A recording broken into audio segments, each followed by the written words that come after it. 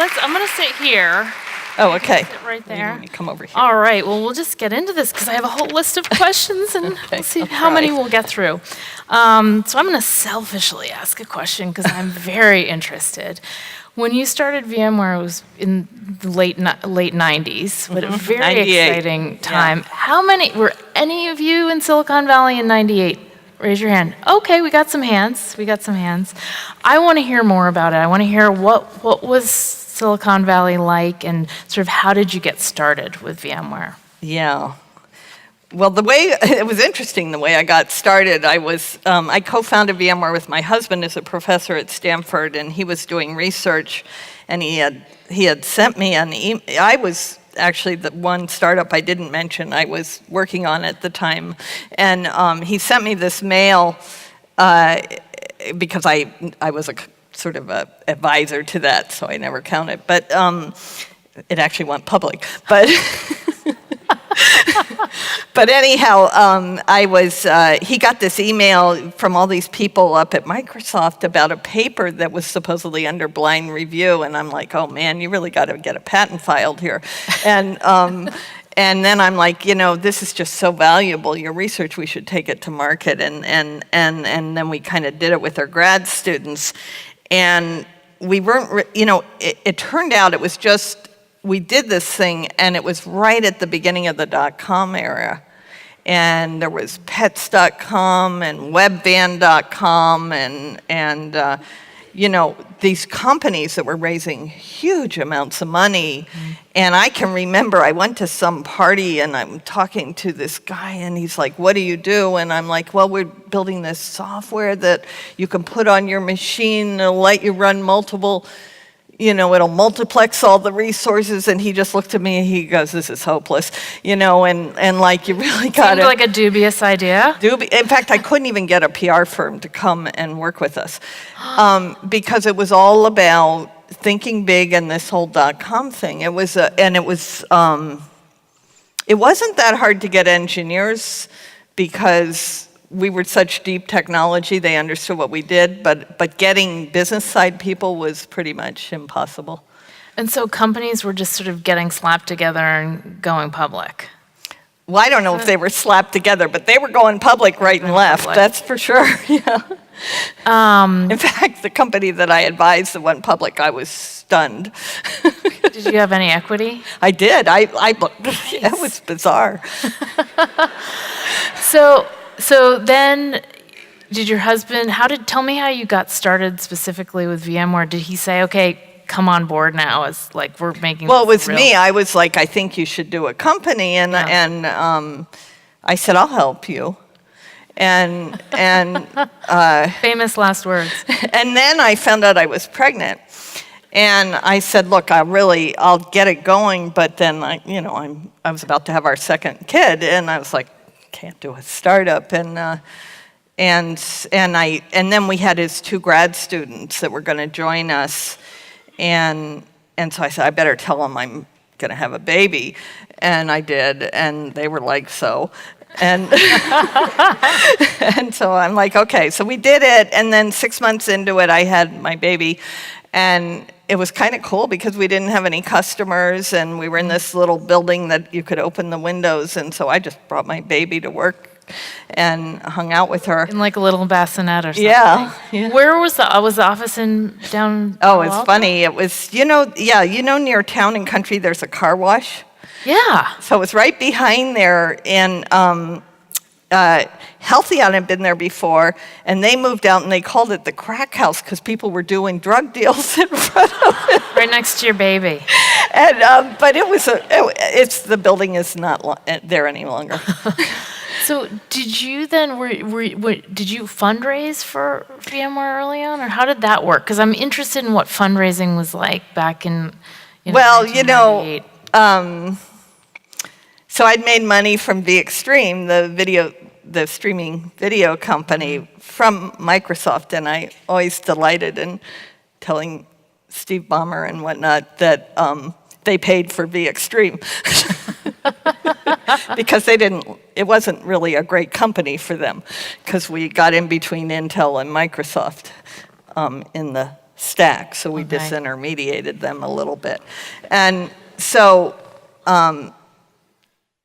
but anyhow, so we had money. So what we did was we did a friends and family, and we only allowed friends and immediate family to do a seed fund. Okay. And I held back on how much I put in to kind of be fair to, all the founders. And then we said, okay, let's do an outside just to get some credibility. And this is sort of advice I've always given people is you want to find investors that really deeply understand what you're doing. Mm-hmm. And so, and you want to get rich people that deeply understand what you're doing. And so that's what we did. We got Andy Bechtolsheim and a few other people, John Hennessy. So how did you know Andy? Well, we kind of knew him. We were a bunch of, pretty deep engineers, and we were kind of knew the engineers, and Andy's really a phenomenal engineer, and David, his partner, David Sheridan, was a professor at Stanford that I windsurfed with. Oh, yeah, windsurfed with him. He was my windsurfing buddy, and so we just called them up and we told them what we were doing. And yeah, they were seed investors in Google too. Yeah. And it took an hour. Oh my God. Because they got it. They're like, whoa, yeah. So was it kind of like that famous Google story where Andy wrote the $100,000 check and said, "Here you go"? Yeah, we got 300,000. Oh, an even better story. That is so great. Yeah, he said, I got the checkbooks at my house, and he's like, I'm going to leave it, in my driveway, and I got his address, and I'm like, is this his house? And it was like newspapers all over the driveway, like he hadn't even been there. I'm like, is this really the right? And there was the envelope. Oh my God, amongst the new. Sorry, I live for this stuff. All these random little details make things so colorful. So then you stayed on after the birth of your daughter. Then, yeah, it was working so well, and I was having fun. And I convinced my mother to come live with me. Part of the village to raise. To help with my daughter. But I brought her with me as long. In fact, she was raised, she's like the same age as VMware. Really interesting. And so I can always remember how old VMware is. And I just brought her everywhere. Like when we got more advanced and started having customers and partners all over the, selling all over the world, she went all over the world with me. And then I would just stay at a really high-end hotel and have them hire a really high-end nanny to take care of her and take her around. She just loved it. Oh, wow. I can imagine a really high-end hotel.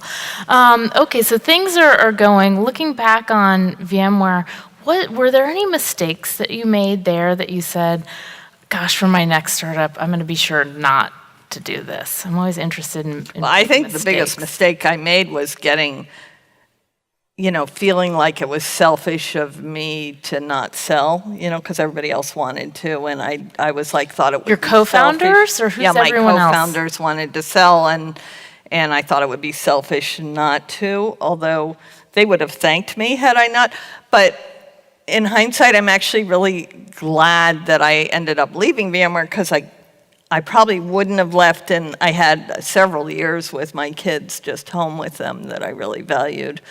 But which I might not have gotten. After it was acquired. Afterwards, yeah. Did your investors want you to sell? Were you the only one that Well, wanted we to didn't keep have going? VCs. So, we didn't have VCs. So I took money, after we took the money from Andy and David and John, we raised money from Dell. From Dell and a few banks that were wanting to take us public. Okay, so you were really in control of things, we were totally in control, yeah. which is obviously the kind of place. Without having to do the 10-to-1. So then 10-to-1 voting rights. you had some time with your kids, and then you joined the board of Google. And Yeah, Intuit- right after I left Intuit. VMware, I joined the board of Intuit, and then a few years later, I joined the board of Google, yeah. Okay, so I'm curious, being on these boards of these super successful companies, in addition to running your own super successful company, what kind of things did they have in common or not in common that make them... I wouldn't say too many companies have much in common with Google. Yeah, that's true.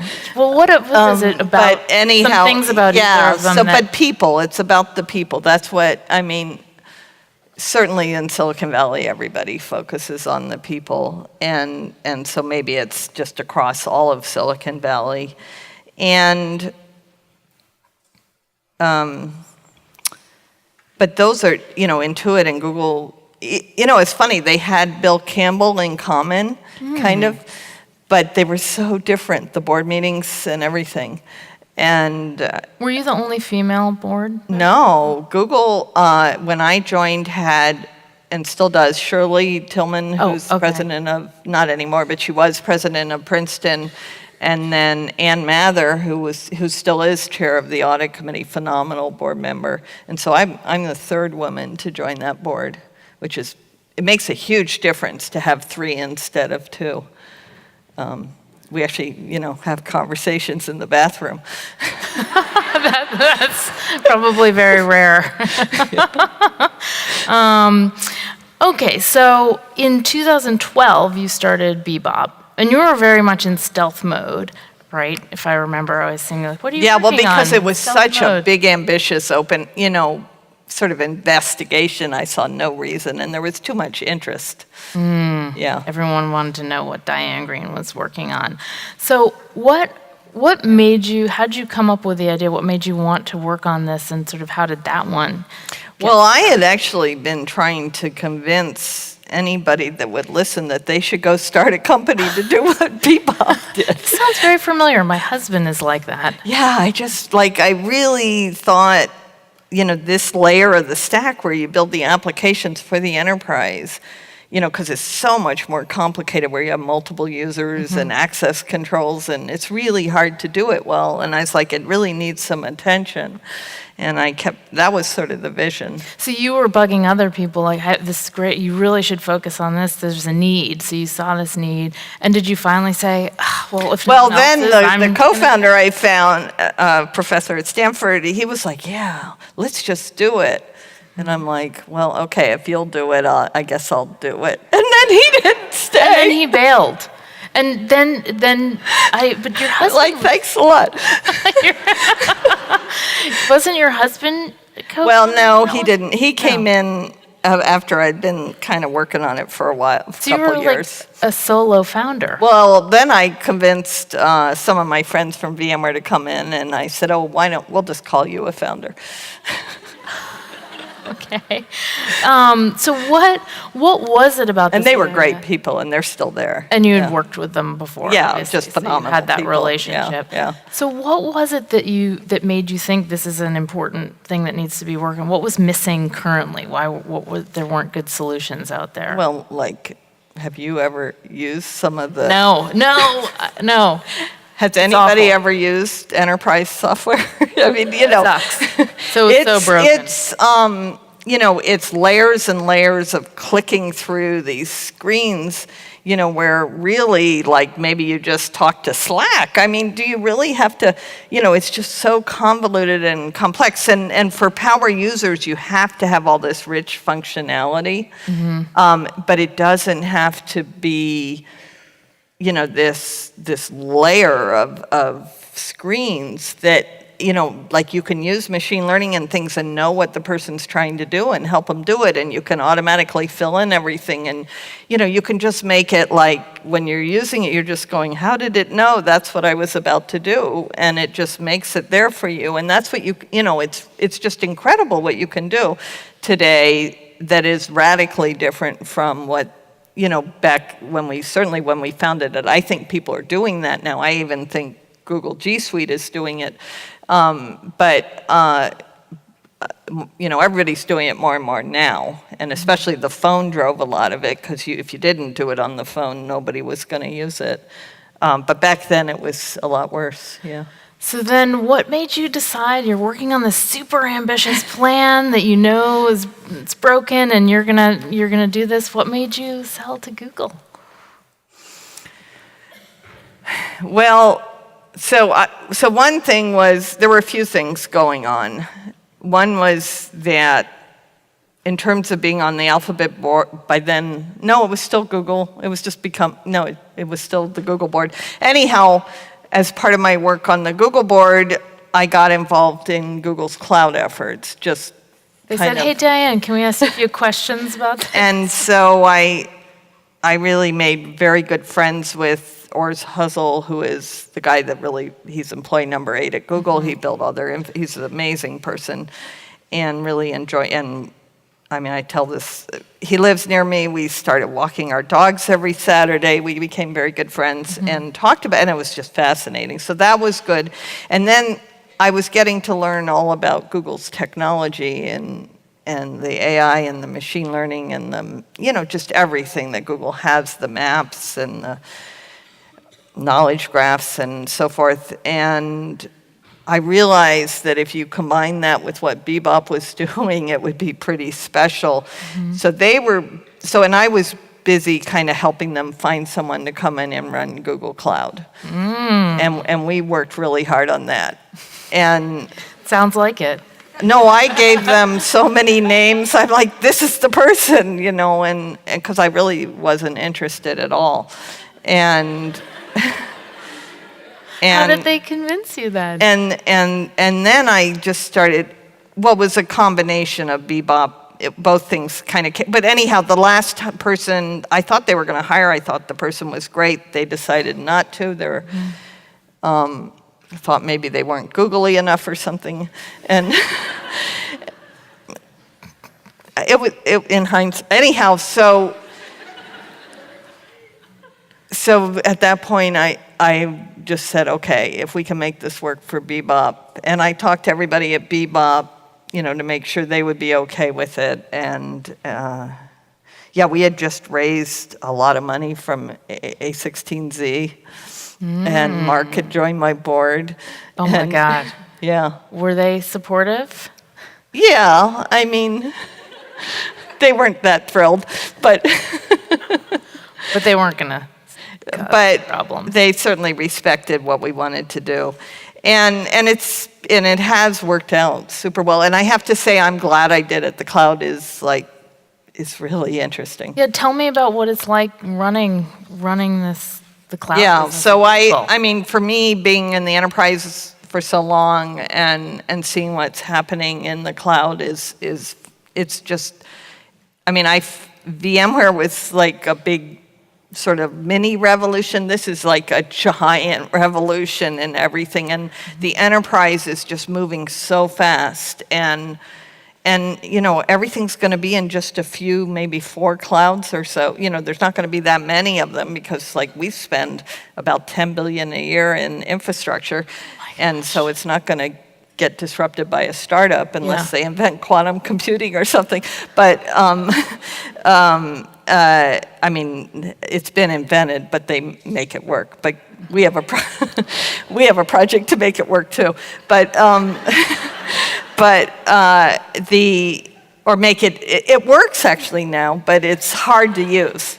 It's hard to program, like almost impossible. But it'll get there. Sorry to digress, but okay. So anyhow, it's just, because, with mobile and being able to bring all the data together and have the security of the cloud, like our world, you look at these ransomware attacks. I mean, we need more security, and you're going to get it in the cloud.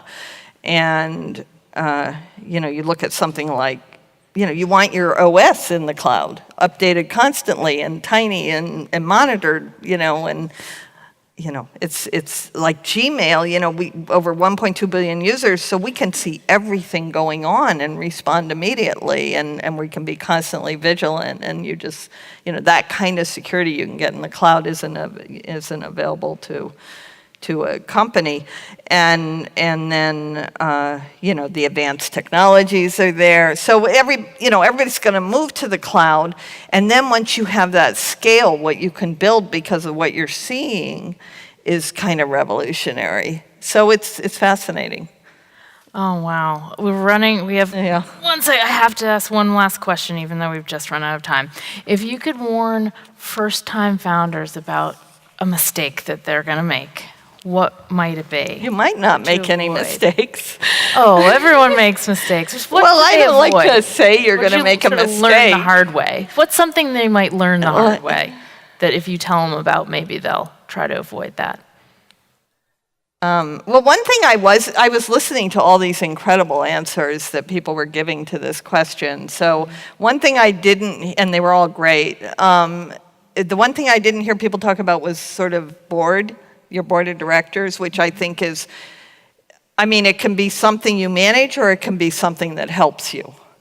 And you really want to try and have a board that you don't have to manage, but that helps you. Like at VMware, I was able to select my board. We don't have time to go into the story of how I did it, how I pulled it together, but I picked the people that really had the unique kind of expertise I wanted. And then my board meetings, I never wrote slides. I just wrote a document, and it had a few metrics about how we were doing, if we were doing well, but the whole rest of it was things I was worried about or trying to figure out. And so I had a board that I could trust so much that I could just say, look, here's the things I'm wrestling with, let's talk about it. And I don't have to impress you at first with all I never this tried to impress stuff. any of them. Yeah. Okay, so the board, and how, so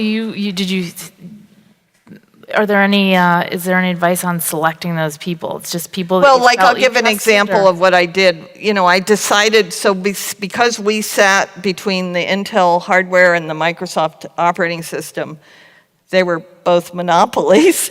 And so it was a little bit sobering. And so I'm like, wow, we got to do all these deals and we got to struggle with Intel and Microsoft and I wanted to do all these partnerships with the hardware vendor, big companies like IBM. So I thought I need someone that's really seen a lot of deals and knows how to structure a deal. And at the time, Larry Sonsini was the managing partner at Wilson Sonsini. He was, I remember, on the cover of American Lawyer or something as the ultimate power broker and everything. Anyhow, I decided that was who I needed on my board. And we don't have time where I'd go into, it was a really, fun little vignette when I got him to join my board, but that was the example. So when I went into him, I explained to him why I needed him and what I was doing. And why you were specifically. Because when I walked into his office and said I wanted him on my board, he said, well, I'm pretty busy getting off boards. and there's a long but then I showed him how what he knew how to do was unique, and he had no idea who I was, and what he knew was a unique fit to what I was trying to do. And you got him to say yes. You And closed the deal. Well, it was really funny because he's like, okay, well, I'll think about it, kind of thing. It was a Friday late, and I came in Monday morning, and I got in at 7 a.m., and my phone was already, and I'd been in on Sunday, so my phone was lit up, back then before cell phones. And I listened, he goes, hello, Diane, or I can't mimic him, but anyhow, he said, I'm inclined to join your board. And I'm like, what does inclined mean? And he goes, I'll join. Oh my gosh, that's great. Yeah. Oh wow. Well, we'll end on that happy note. Yeah. Thank you. Yeah. So. Thank you.